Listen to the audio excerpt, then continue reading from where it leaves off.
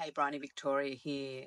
somatic therapist and founder of the Soma Therapy Collective, and I wanted to talk to you about spirituality and the importance of when we have commit to a spiritual life or spiritual teachings, or as leaders in the spiritual area, how important it is to understand that politics and world events have everything to do with spirituality, are actually at the crux, at the very root of spirituality and spiritual movements and therapies, and because at the root of spirituality is humanity. At the center point of all of what we do as spiritual leaders and spiritual people is for the good of humanity. Well, that's what I do, and I'm hoping that you as a spiritual leader and a spiritual person, that you too are in service to something greater than just your own ideologies, and those of the people around you, that your calling as to why you do the work is so much bigger than you, and so much bigger than the teachings, and so much bigger than just your own community and individual needs. So at the root of spirituality is humanity, is of being of service, is giving back, is not just giving back in the macro level, but giving back in the micro level, being really clear and congruent and integral with the way we walk, the way we move, the way we practice, the way we show up, our narrative within our cognitive, the way we honor and respect and support our body, and the way our bodies move, as well as how we move in relationship, in community, and in the world. It's important that as we move as spiritual beings and leaders, that liberation and that peace that we seek outside of ourselves is something that we're practicing within ourselves. It's something that we're holding within our body, that we are dissolving any isolation or separation within ourselves, within our own ancestral lineage, within our culture, within our community, even right down to unpacking things like racism, like colonialism and imperialism, that sets us and teaches us about white supremacy, about hierarchical systems, which are systems of violence and oppression, and dismantling those within our body, within our felt sense, as well as within our relationships, within our communities, and within the world. When we have a political issue or a meeting of what is happening in the times that we are living right now, when we have quite openly and broadcast and a lot of information available at our fingertips, and there are things that are happening right now in the world, like genocide and ethnic cleansing, not just of the Palestinians,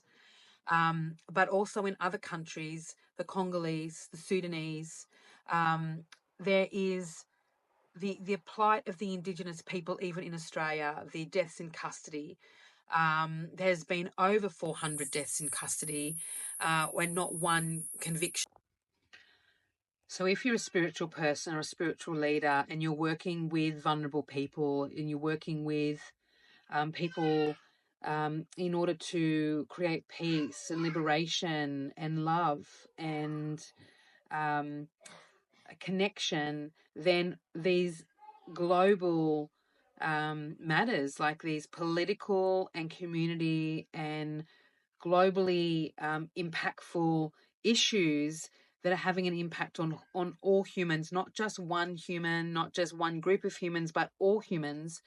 then it is our business as spiritual leaders to step up and pave the way and make a really clear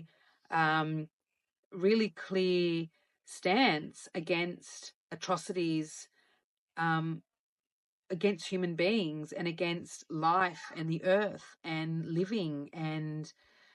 wellness and health, as well as the longevity and the vitality of our planet and our communities and our connection with each other. it's really important that we bring our voice to these sorts of issues, because if we don't, then the spirituality that we are, or that we are fostering within our own lives, that we are showing up within our own bodies, in our relationships, in our community, actually, and in not service to anything but ourselves. It's quite a selfish and quite a self-absorbed ideology to think that the spirituality that you have committed to, that you are fulfilling, that you are teaching, that you are sharing and guiding vulnerable people with, is basically only for some ways, and only to look in certain um only to look a certain way. So in effect, the spirituality that you're walking with, that you're teaching, that you're preaching, that you are sharing, that you are actually working in, is not a spirituality where it's got humanity and service as its center. It actually has you as your center, and your own ideologies as a center. With spirituality, we give way to something bigger and greater than who we actually are. And there comes a tipping point in our spiritual journey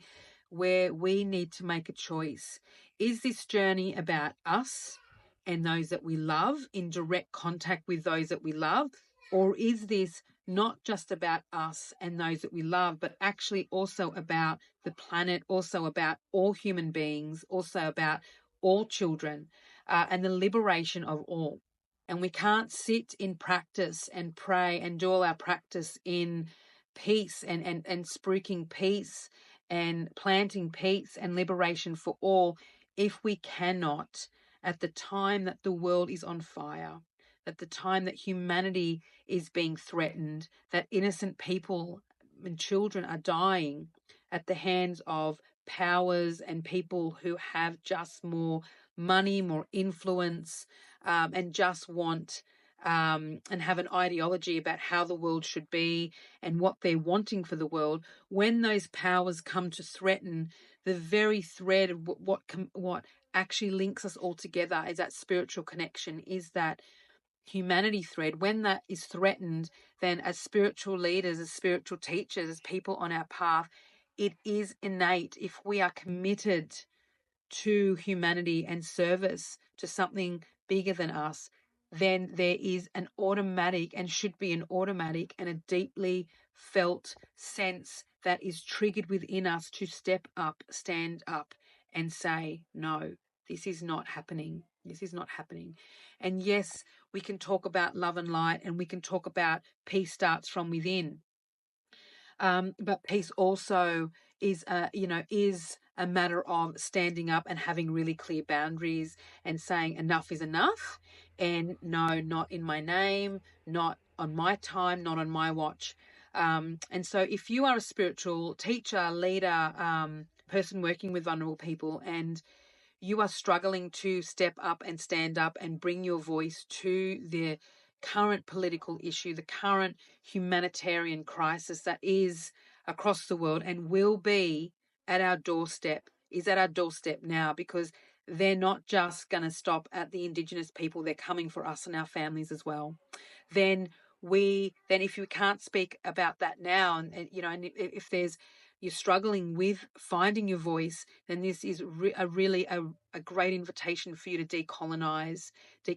your mind, decolonize your body, decolonize community, and start to look at what it is that's holding you back from speaking up and showing your solidarity to people who are in great crisis and great distress and are being targeted, murdered, tortured, starved, and killed because of the land and because of the color of their skin and their culture and their religion. This is, hundreds and hundreds of years old, this colonization, this colonialism, which is driving our earth and humanity into dust. And it's really important that when we're called to the work, then we're called to the work of spirituality, when we're called to prayer, when we're called to yoga, when we're called to somatic therapy, somatic practice, massage therapy, body work, aromatherapy, counseling, psychology, when we are called to do the work of humanity, that we step up when humanity needs us, and humanity needs us now. So this weekend, I'll actually be running a decolonization masterclass on how to decolonize your spirituality.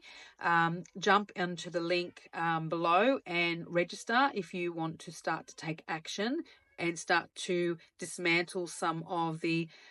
imperialist narratives that you hold and what's holding you back from actually bringing your voice, from actually bringing your solidarity, and for bringing your spiritual practice into what the world needs right now. And that needs um, clarity, collaboration, speaking really clearly, and bringing our power of